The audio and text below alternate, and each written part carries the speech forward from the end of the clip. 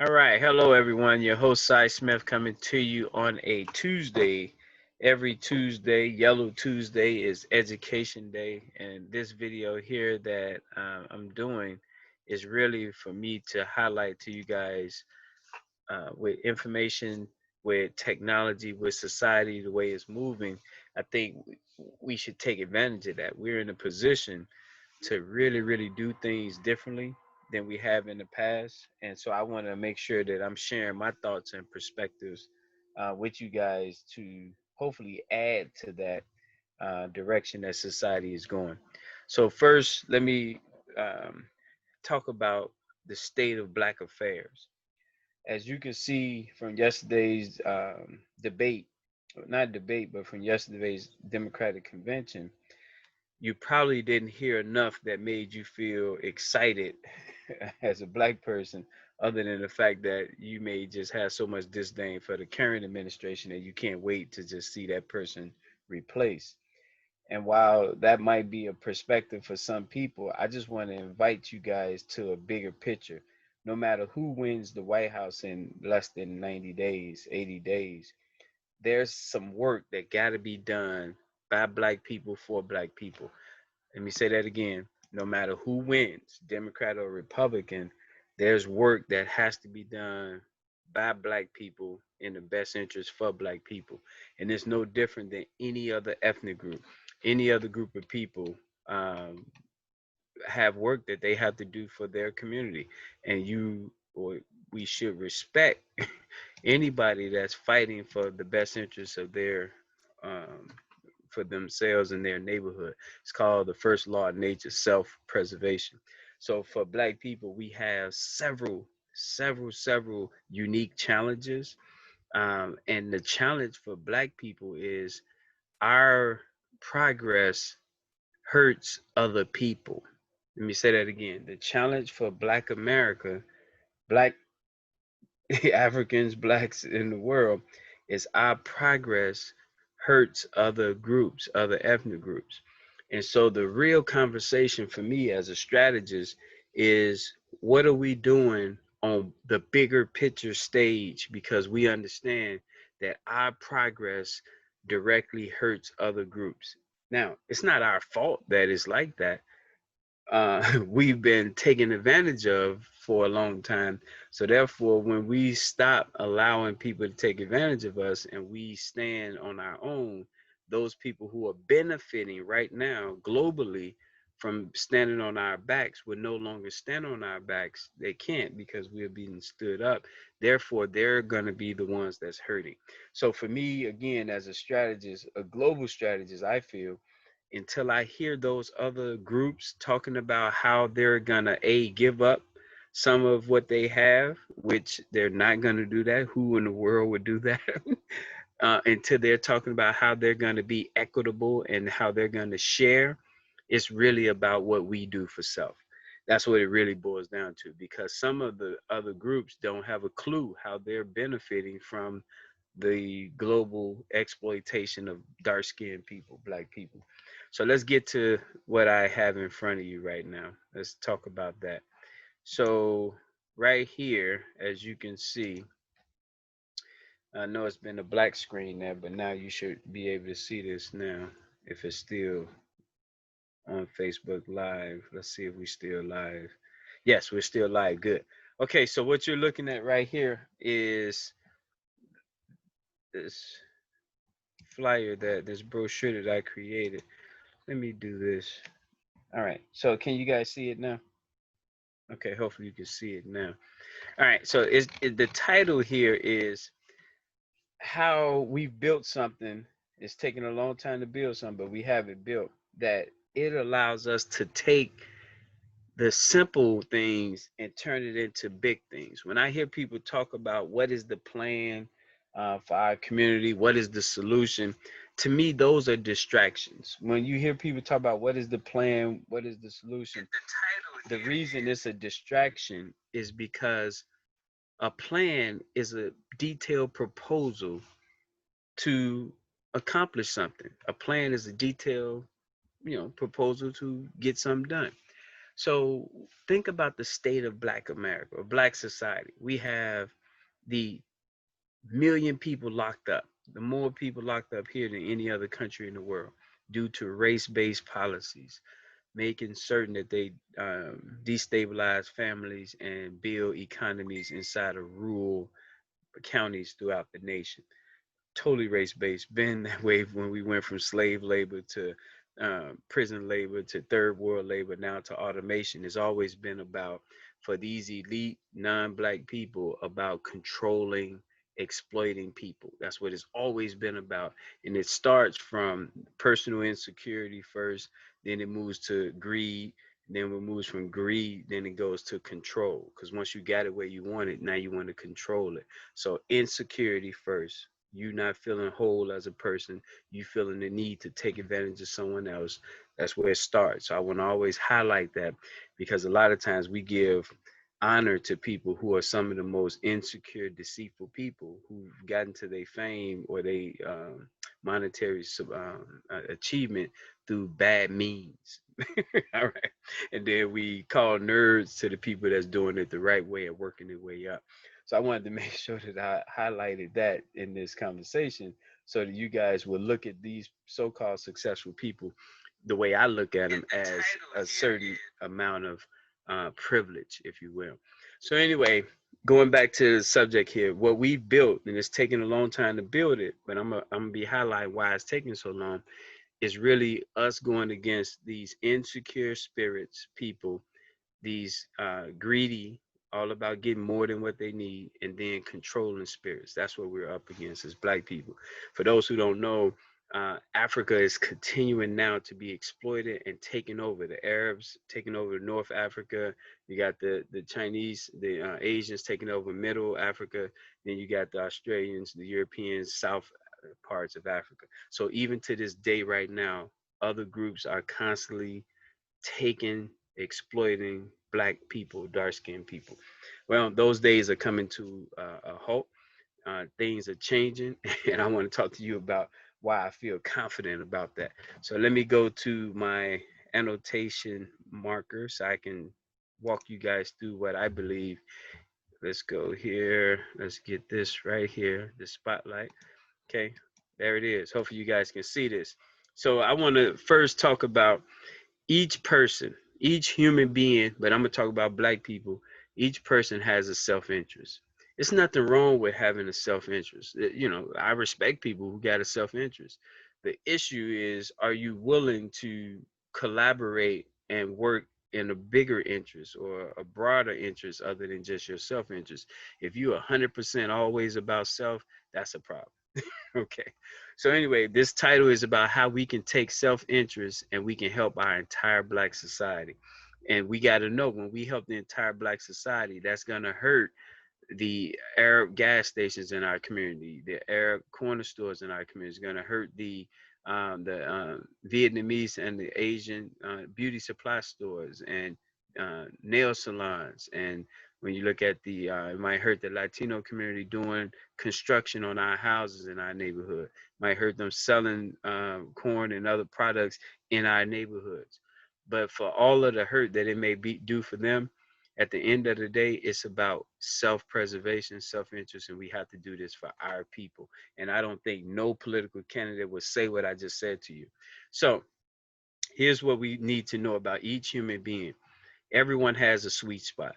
What is a sweet spot? Sweet spot is a thing that you love, that motivates you, that gets you going. Some people's sweet spot have been doled out because of the beat down that they've taken over time. And this is, just know that it, at least everyone has it. It's a matter of who's patient enough to find it inside of our people. Then we want to go, each person works at a different tempo. They move at a different tempo. Everyone isn't fast. Everyone isn't slow. So when we understand that everyone comes in at a different tempo, it's going to allow us to know who to put together. If you're a fast tempo person, I'm not going to match you with a slow person, because then that's going to create conflict just in me connecting you with the wrong type of person. So I just wanted to make sure everyone knew everyone has a sweet spot. Everyone has a flow, a tempo. Third thing, I call this the contaminated box. What that is, that's the amount of hurt abuse, and bitterness that each person have endured. The older you are, the more you might have hurt, abuse, and bitterness.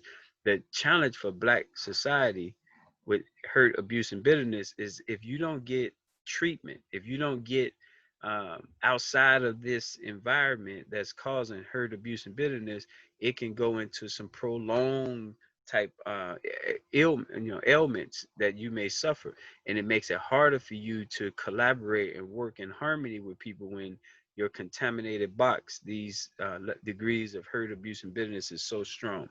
So let me pause there because I want to paint this picture here. I want to go to a new screen. I'm going to go to a new screen because we got that one now. I want to talk about what we have already built. So it's like we don't have to reinvent the wheel. We don't have to start over. We don't have to do none of that stuff because we have something that is going to help tremendously if we, come on board with it. So let's go to this screen here. This is, and I'm going to zoom in because I know it's hard to read this, it's hard to see this. All right, we call this the systemic tower. All right here.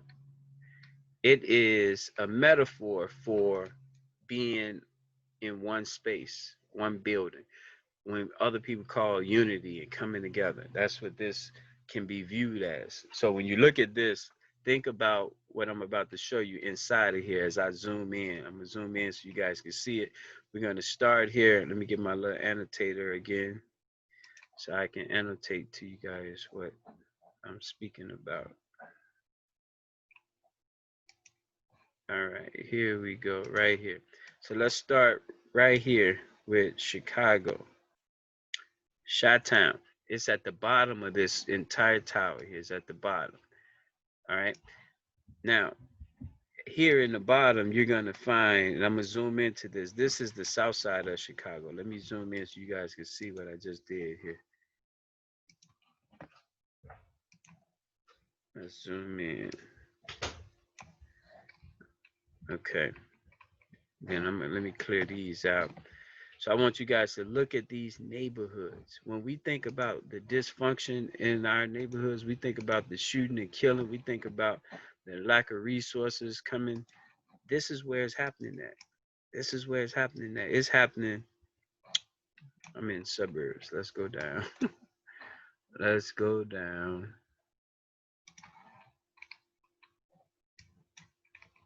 Let's go right here now. Pick this up. Chicago, floors 1 through 20. This is what we've built already, you guys.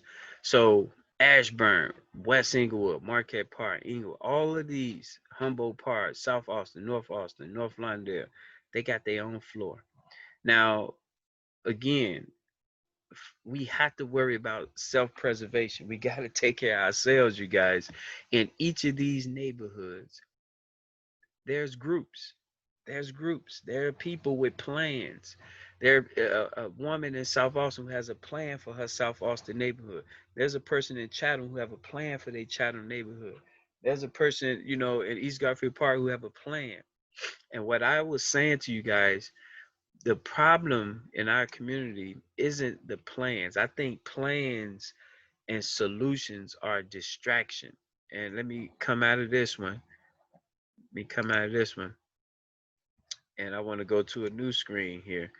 And it talks about why I believe plans are a distraction for us. Plans, when we talk about plans. And I'm going to read part of this to you. I just typed this up, but I want to just walk through this with you here. And I want to highlight my justification for what you're looking at. So right here, I'm talking about plans. Let's see if I can zoom out a little bit here.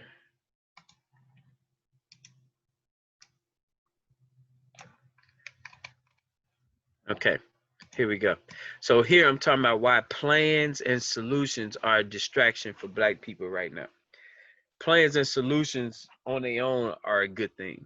We should have plans. Plans is a detailed proposal on how to achieve something. Solutions is how you solve a problem or get to a remedy. So these are good in normal circumstances, but for Black people, with a lot of people benefiting on the plight of us, we have to be careful not to get caught up on plans and solutions because it distracts us from the real goal.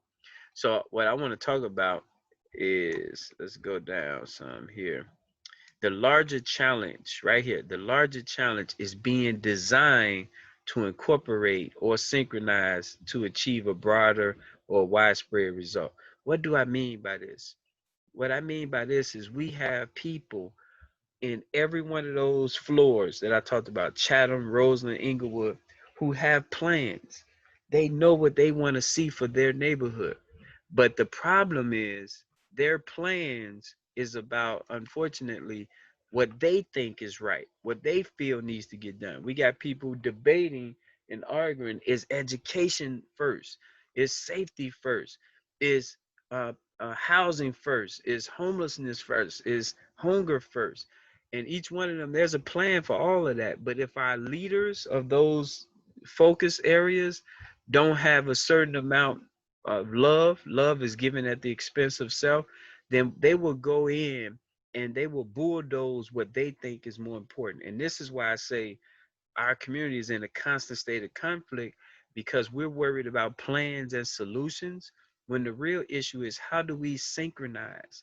How do we coordinate together? How do we take what God gave you, what you're passionate about, if it's education, and how do we work in harmony with people who say it's all about safety? This is the challenge for Black people, is how do we synchronize? How do we coordinate? People talk about unity. I want to focus on coordination.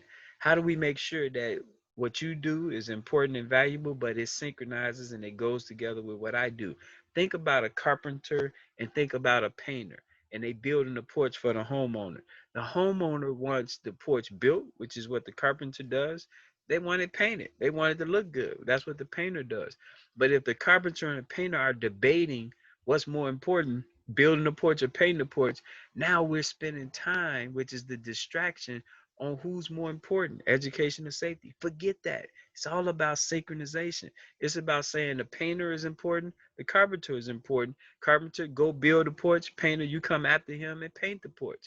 That's why I say it's a distraction, because we talking about plans and solutions instead of how to synchronize, how to work in harmony with each other, how to coordinate.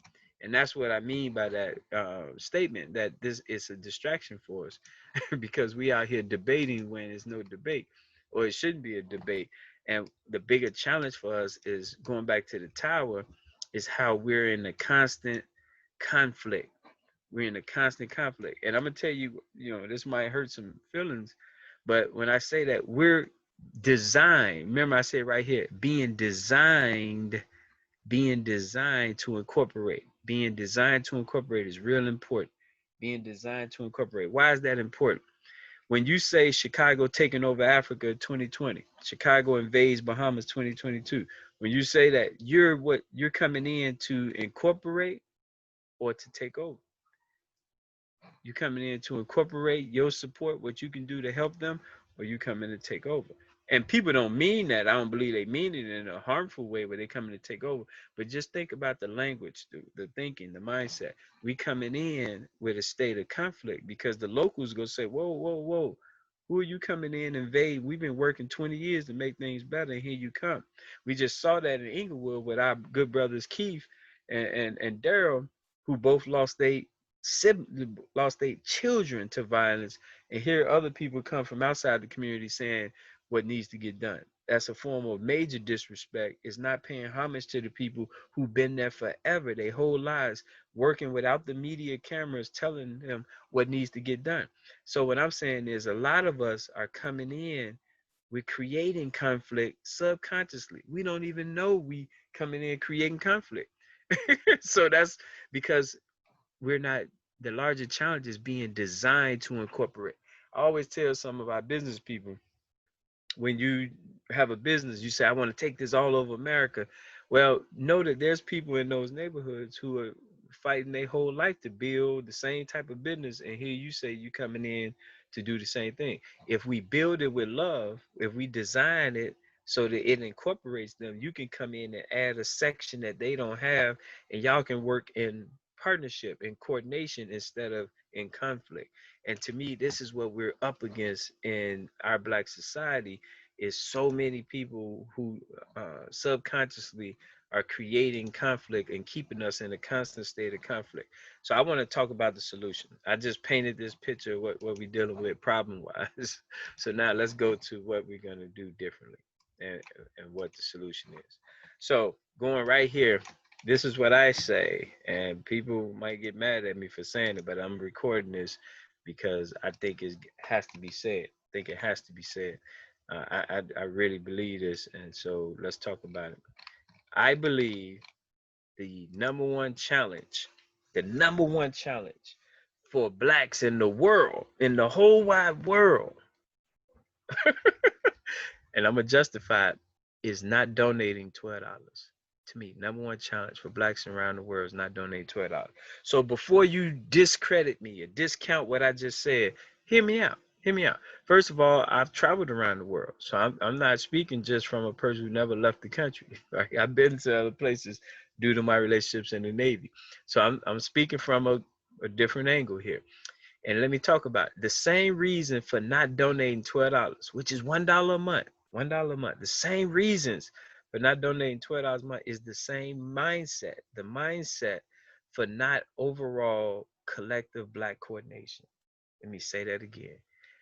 The reason why I say this is the number one challenge is because this is doable. This is achievable. This is easy. What's hard is the mindset. Can we gain agreement? And that's the reason. This is the challenge for us why we don't have overall black coordination. We find fault in that. Watch this. We say, man, that ain't gonna do nothing. Who are you, man? Why are we giving it to you? What about safety? You worry about education. What about we find reasons to discredit it? So let's talk about the 5 things that I listed right here to drive home my point about what I just said, so you guys know why I feel like this is the number one challenge for blacks around the world. And when I finish, you're gonna say you might have a point there, Si. Here we go. Number one of that, too difficult to believe. Black people, too difficult to believe. You give people a plan, you give them a solution, right? Remember we talked about that. That's a distraction. And what they immediately go to is that ain't gonna work. So who is gonna come to help black people? Who is gonna come? Where is it gonna come from? Because right now, whoever comes, it's gonna be difficult for them to have hope in and believe. All right. Second reason why the $12 is so hard. Too difficult to trust. You could say this is synonymous, they same, but I mean it from a hope standpoint and an individual standpoint. So too difficult to trust. Whoever the person or group or religion is that comes in, they're gonna be met with distrust. Who is this blank and blank? How can we trust them? Do they have a track record of history? So that's number two reason why getting the $12 is the toughest thing in the world for blacks to do. Third thing, out of alignment or impatient. What do I mean by this? That means that because you are a different faith or religion, you're a different fraternity or sorority, you're a different spiritual background, because you're not what I am, you out of alignment. Therefore, I'm not rolling with you. So this, going back to the $12, this is the challenge. The 12 is synonymous of what these 5 things we go through as a people. And so that's what makes it hard. We not clicked up. If you ain't in my clique, you on the outside. All right. Fourth, mentally too busy. Because we in our silos doing our thing, and because we up against a global system that's working against us, we working individually in our silo. We up against systems and structures, so we too busy. But I say mentally because it's all in your mind. Too busy. Some of us are busy on the hamster wheel going around in circles. Some of us too busy just punching the clock just to pay the bills and stay on the hamster wheel for 20 years. So mentally, we too busy. We make time for what's important to us, but that's number four. Then number five is too self-centered and focused on what we are doing, not being able to incorporate what the benefit that everyone brings to the table. This is a major, major challenge for us, you guys, and that's why I put that as number five, because a lot of people are so dedicated to what they're doing that they just don't have the vision or the foresight to see value in what somebody else is doing. So You got any questions, please? I'm on Facebook Live. Just go ahead and type the question in. I'm able to look at that. Now I want to go to another slide. So let me come out of this one, and I want to get to what's so beautiful. So definitely don't go nowhere. I'm about to talk about what's so beautiful and why you guys should be excited about what the future holds for our community. So let's go to right here first. So I'm gonna go right here so you can see the first what this is. This is how we're gonna take self-interest and we're gonna help the entire Black society out. So let's go right here first. I want to go right here, and on the next slide, I'm gonna talk about information and how we go use information to make life better. But there are jobs where people get paid and retire and spend 20 years acquiring information. That's what they do. The Census Bureau, surveyors, they go out and acquire information. Whenever they acquire that information, then they process someone. If you look in the suburbs of almost all our inner cities, you see tall office buildings, all glass. All they doing is processing information in there. They got so many people working just processing information. They also manage information. All the information they process, everybody can't see that. So some people manage it by keeping the information out of the hands of some people and into the hands of other people, and especially those who pay for information. Then the last thing is once they pay, then they share it. All right. So I just want Black people to know we've built something that allows us to pay people to acquire, to process, to manage, and to share information. What is that information that they're doing that we're going to get? Remember, each person has information. Every single individual has information. Now, here's the beauty for Black people. We've looked at small towns around this nation, Black towns. Bucksport, South Carolina, 96% Black. We said in Bucksport, this small town, they're going to be now given 7 offices to manage information of every single person we meet in Black America. So 44 million Black people, their information going to come through here. The acquisition of their information, Bucksport is going to have 7 offices. Think about that. We're creating 7 offices in a small town for them to manage just people's intake information, their name, address, phone number. We also went to a 99% Black small town. And I'm going to tell you, for those people in big cities, Detroit, Chicago, Atlanta, we need these small Black towns to be successful. And the reason we need them is because these are where 90% of them is Black, and these 90% of Black people have land and space that they are the controllers of. If you're in Detroit, Chicago, you probably is a minority in those cities, or I'm saying you're a minority of the wealth in those cities, and therefore you don't control the land. Here, our people control the land. All right, so all donations, I'm talking $12 a year. Falcon, Mississippi is going to have 7 offices to concentrate on every person in Black America donating to what we're doing. That's creating jobs in this small little town here. Then we move on to Kahoma, 98% Black. Every person we meet, again, if they are already supporting a charity, we coming in incorporating, not competing. So Kahoma job, which is 98% Black, 7 offices in this small town we're going to open up just to make sure that when Bucksport get them the new people, they have a conversation with them to find out who are the charities of their choice. We're going to pick 4 of them. They're going to tell us 4, and we're going to support them. This is what I mean by not being in a constant state of conflict. We're not competing. The $12 you give us is in harmony because we're going to help get your 4 charities some support as well. That's what I mean by creating harmony instead of conflict. Whitehall's, Alabama, 98% Black. Every person has a birthday. It's part of the sweet spot. Every person has a birthday. They're going to take the information. We get new people. They're going to find out their birthday, and we're going to make sure that the local leaders in that zip code do something to honor that person. This is going to help with morale, post trauma that people are going through when they feel the love that's coming from their zip code, but it's coming from Whitehall's motivating and making sure that they are informed on how to hit people's sweet spot with their one day out the year. All right, Moses, Alabama, 97% Black. Referrals. Every person has someone they know. So the more Moses, Alabama is successful, we're getting to know this person's auntie, uncle, cousin, friend, co-worker. That's what they're going to do. Constantly grow us, constantly grow us. That's going to be the 7 offices in Moses, Alabama, 97% black town. These are all small towns, all under 2,000 people except Ocala. I'm going to say them for last. Metcalf, Mississippi, 97% black. Name your 4. This is about supporting black businesses. Every Wednesday is economic day. It's 4 Wednesdays a month. Can you name at least 4 black businesses you supported? When Metcalf is having a conversation with all 40 million people about naming a 4, that's holding us accountable and it's helping black businesses grow.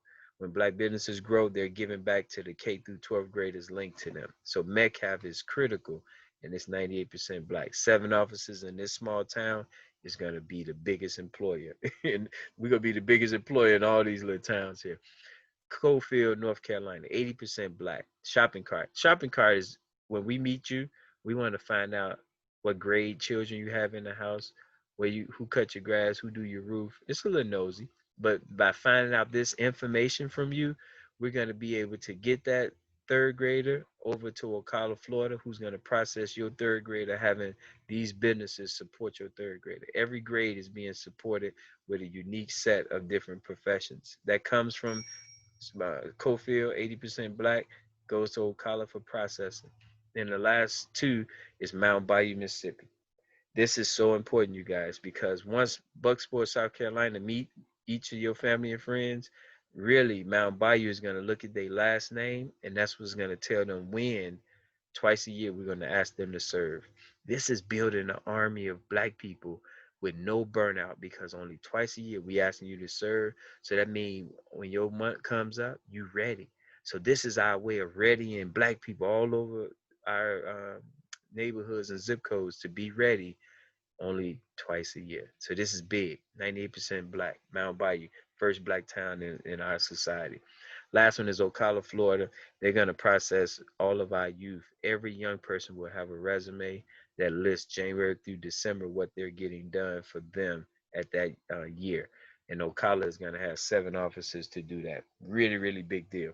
So now let's go down a little bit. Let me show you guys this because I want to talk about these jobs. Now, I share with you what these small towns are going to be doing. So now let's talk about, and let me show you guys specifically the titles. The titles. And I think the title should get somebody excited about their resume because these titles look good. Okay. First, we have administrative jobs. That's processing information. All right. Then outreach jobs is how we acquire information. There are people going out to get paid, getting paid, going out, getting information, block by block. It's office work that needs to be done, processing that information they get. And then you got to stay in touch with people. So that's the communication jobs. So right now, as we speak, there are people who get paid going door to door to find out stuff. There are people who get paid to be physical when they go out there to do research.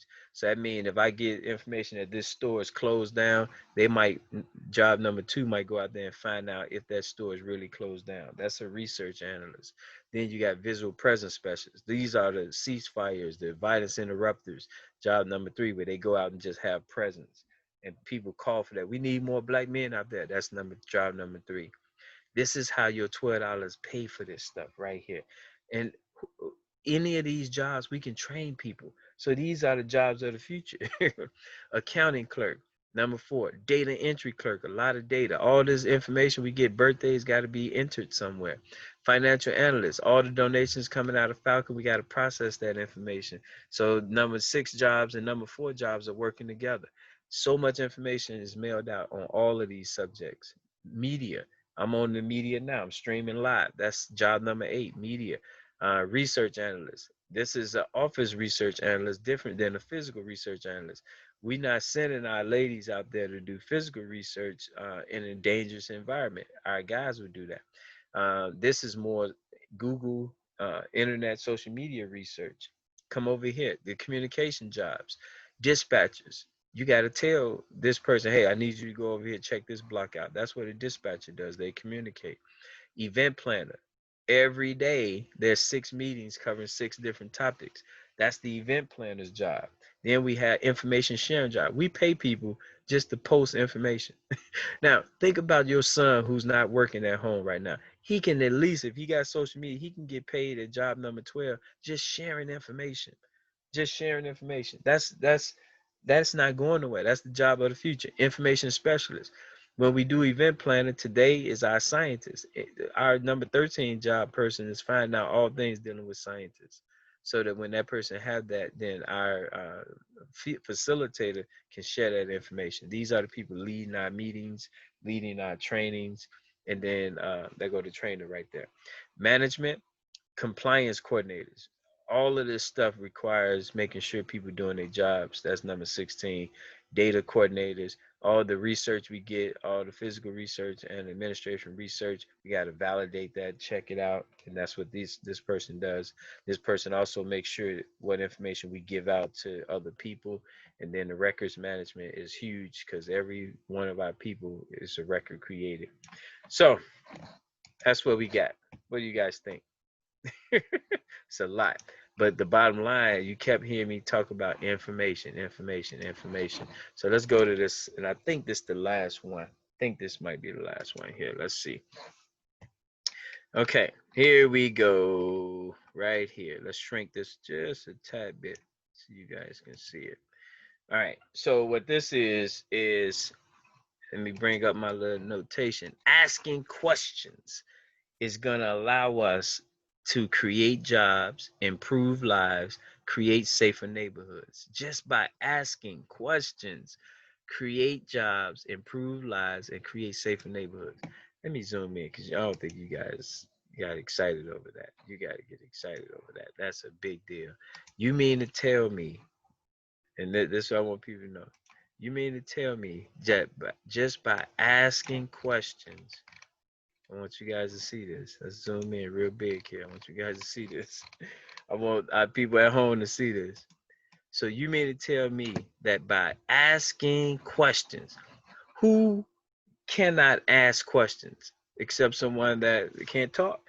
Anyone can ask questions. So we're saying that we can create jobs because we have a place for that information once you get it, for that information to go. And once the information goes there, people are going to get paid to process it, to manage it, and to share it. Asking questions, you guys. Asking questions. This is huge. Asking questions is going to create jobs, improve lives, and create safer information. I mean, neighborhoods. That is huge. If you're not excited over that, I don't know what to say. Let's go down. Let's go down so you guys can see some other stuff here. I want to really drive this home, drive this point home. So let's go. All right, so here we go. Now, I want to highlight this right here. So, picking this up right here. This is 71st to 74th in Cornell. Cornell. People live on these blocks. This is a Chicago neighborhood, 60649 zip code. On the next block is East End, 71st to 74th. People live here. People live here, you guys. Then on Ridgeland, 71st to 74th. People live here. So people live here. Now, there are leaders in this neighborhood right now doing great work, helping with youth, helping with homelessness, helping with all type of stuff. That is what we do in synchronization with them, not in opposition to them. However, if they are a group that's exploiting us, then we're going to have a problem because we're empowering each person. So let's talk about how right now as we speak is work to be done here. First, you should know that every one of these, we call them villages, have one day to meet with us, headquarters. They got one day to meet with us. Our meeting planners, event planners plan that meeting once a month. Once a month. All of these blocks, we talk to who we know on these blocks. But let's talk about the jobs, about asking questions. Information acquisition. So whoever goes door to door, they going to find out who we know, find out if they got a third grader, eighth grader, they got a cousin, auntie. They're going to find out any new births here so that our people that help with pampers and diaper pampers and milk can help them on any of these blocks, they going to find out who transitioned, who died, and if they die, how we can support them on that. Who just got a divorce that might need starting over help. There's women organizations out there that do that. So when we find that out, we able to link them on every block. All of this stuff is happening, but someone got to go get that information. And when you get that information, it got to go somewhere. Who's graduating on any of these blocks? Who's getting married on any of these blocks? Who's getting promoted at their job on any of these blocks? What I'm saying to you guys is asking questions, getting information, which is acquisition, allows us then to process that information. And that's what put these small black towns to work. Bucksport. Any person we meet on 74th and Cornell, Bucksport is going to get involved because they're going to be the intake. Once we get that, then we go start ask that same person, can they name 4 black businesses? Metcalf, Mississippi, go ask them that. Metcalf, Mississippi, go be helping black businesses get this person to spend money with them on Wednesdays. All the way from Metcalf. This small town is doing something major in the big city, in Chicago. We're gonna be Cofield gonna be finding out with the shopping cart if there's any kindergarten through 12th graders. We give away money to K through 12th graders for academic competitions. So because of Cofield, that person on 72nd and Eastland with a third grader go get to compete and win money all because of Cofield, small town in Black America. That's just information processing. That's a big deal, you guys. Like, again, this is easy stuff. We taking information and creating jobs and building up small towns and helping our people in big towns win money and stuff like that. So let's get down some more here. Information actualization is like just what actualization is doing something, getting something done. When that third grader win that money, that's acquisition. They took the information that we had a third grader that they third grader competed and won money. So that's what that does. But Ocala, Florida is managing that process. Again, information is leading to better quality of lives, it's building small black towns up, and it's helping our people out get to know each other. Because remember, all of this area meets every once a month, so everything they do is helping the people here get to know each other. Criminals don't like that. Then you have here information management. So again, this is making sure that the information we acquire don't fall in the wrong hands. So this is leadership here. So I'm not gonna get into this, but just know whatever information we get, we don't give it to everybody, and that's how they have confidence giving us their information. Information we do share is done when this person on 73rd and East End, who's a single mom, just moved in the neighborhood, and we asked her to text someone. The person she texting is on the next block over, who's also a single mom, just moved in there. So now they get to know each other in their village. That makes it safer over there for them because they have someone else they can call. That came from texting, information sharing, texting. All right. Not to mention the Zooms you guys are looking at now, the conference calls. So that's it, you guys. I wanted y'all to see how just information alone is going to put us in a position to build small towns up, to help our people out just by asking questions. These small little towns here, these jobs that's created, as a result of that. So last thing here, I think this is the last thing here. Let's go. Is Mississippi. Let's go here with Mississippi. 5 people. Then I'm done. Okay.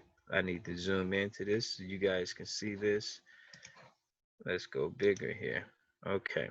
So I want to ask you to concentrate on this side over here. Where's my little marker at? Okay. I want you guys to concentrate right here. Mississippi Task Force, we're going to be meeting once a month to help build up Mississippi. For those who don't know why Mississippi, Mississippi is the poorest state in the union. So it's the state where out of all 50 states, your dollar goes the furthest. You get to keep 50% of your money. So your dollar stretches in Mississippi. So just know that. We plan to help 700,000 people move to Mississippi by 2030. We have a lot of people that are homeless, recently released out of jail. So if we build the right system, we'll be able to build up a state where we can send our disenfranchised, our people who have a lot of tenacity and hope, and they just need to be in a non-expensive place to build themselves up and then be redeployed anywhere they want to go. We want to have a state that we can control a lot of what happens to us. And there's no other state in the union as close as Mississippi is to being that. There's right now the highest percentage of black people is in Mississippi, 37.6%. 9,000 people have moved to Mississippi since the last census. So people are getting it, but we want to drive it. So what you're looking at right here, and I probably need to zoom in some more so you guys can really see that. Let's zoom in some more so Facebook people can see this here. Don't want to do that. All right, so here we go. So this way you can really see it. All right, so let me get my little annotator here. These are the black towns in Mississippi that are either majority black or has a special significance on why we selected them out of all the towns. Out of the 82 counties in Mississippi, 25 of those counties are majority black. 25. No other place do we have that. Mississippi, we have that. So these are towns inside of counties. I didn't list the counties on here. But think about right now in Chicago, in Gary, in Detroit. Think about our people who are sitting around right now with nothing to do. They sitting around. Today they're gonna wake up just to sit around. Then we got people in these small towns here who are sitting around as well, but it's no economy around them. They sitting around in homes that is, you know, that need some loving. It's the best way to say it. So if we do right, we can help the state that is majority us. We can build and get dollars circulating from the north, from the west, from the east into this town, and help this town be able to then be receiving our people, creating economies into this area, giving them purpose to be able to participate in the national and international stage. So what you're looking at here is the towns that begin with the letters A through E. So we didn't list any A's or E's, but you can see here Batesville, Bentovia, Boo, Durant, Lederman. You may know some other towns. We can add them. We're not saying that we won't. My point is here, these towns right here are going to be coordinated and supported by our Chicago leaders right here. That's what this is. And as you look down here, you're going to see that's the case for all over Mississippi. We're calling it 60-1. Mount Bayou is the first black municipality and been all black for 133 years. No other place in America has that, can brag about that other than Mount Bayou, Mississippi. So our goal is to get all 60 of these towns to agree to sow seeds into Mount Bayou. Let's make Mount Bayou the diamond for blacks in America. So everyone in America, we want to help build Mount Bayou up because symbolically it says something about us that for 133 years straight, they've been all black, a shining, jewel for us, as they call themselves, the diamond, the jewel of the Delta. And for all of my whites and Asians and other people, there's nothing wrong with what I just said. Vermont, Montana, Iowa, these are 92% white states. All right. So it's happening in other groups. All right. So it's nothing wrong with blacks saying that they want the same thing that a lot of these other places have as well. So don't be threatened by that. We're talking about self-preservation, building self up, and it's not a threat to you unless you want to see people control. That's the only way I could see it being a threat.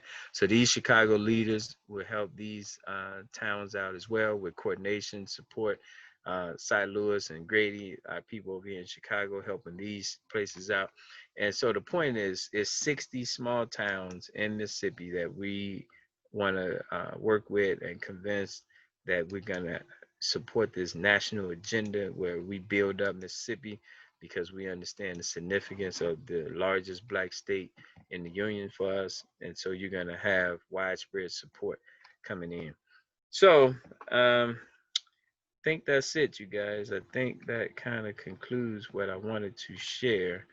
I'm gonna do a little quick recap. So for those people who wasn't watching, you guys can see kind of big picture what I was talking about. But that's it. Let's go to the other screen now so you guys can have a good recap with me. Okay, so let's go right here. All right, here we go. So let's zoom out first so you guys can see what we're working with here. This is a beautiful, beautiful thing. All right, here we go. This here is what we think is critical for blacks all around the world. All right, this here is, let me see if I can get the annotations up again. All right, so this is gonna do something different here. This here section here, no, that's not gonna work. Let's uh, let's clear that out. That's not gonna work. Maybe the text will work. That could work, but forget that too. You're not gonna do that. All right, so what you're looking at here, the reason this is so important, you guys, is this is built already. I'm gonna go back to my old thing.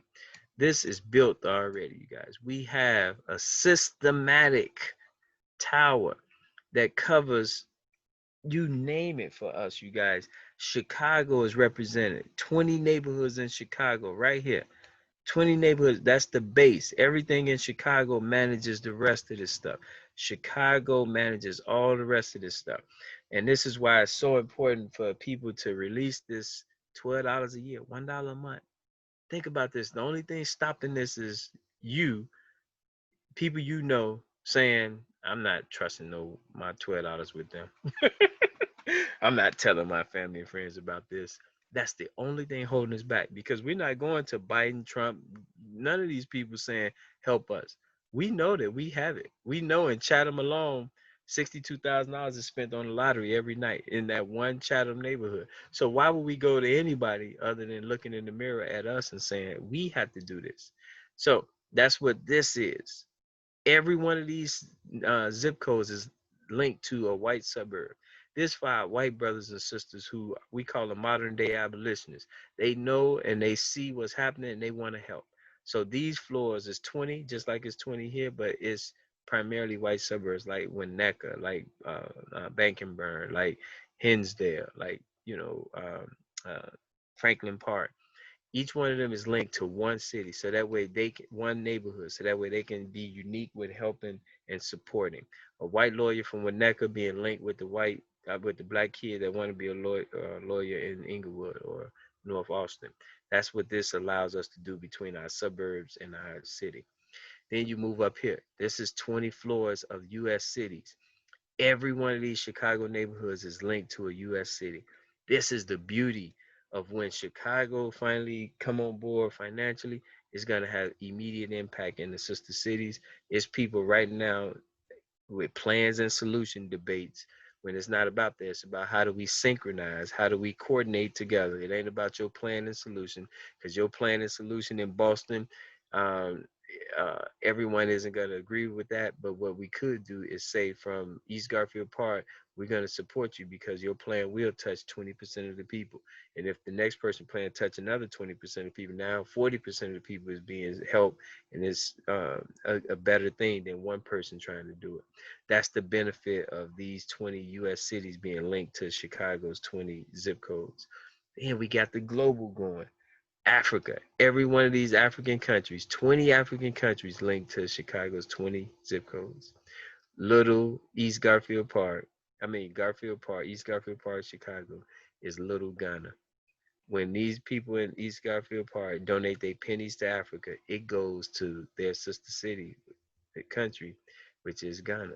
When the people in Bronzeville donate, their pennies go to their sister country in Africa, Nambia. So the point is, because again, the system, the way we're built, support here immediately goes to other places. No burnout. That is so easy, you guys. So easy. Here, careers, 20 careers, 20 careers.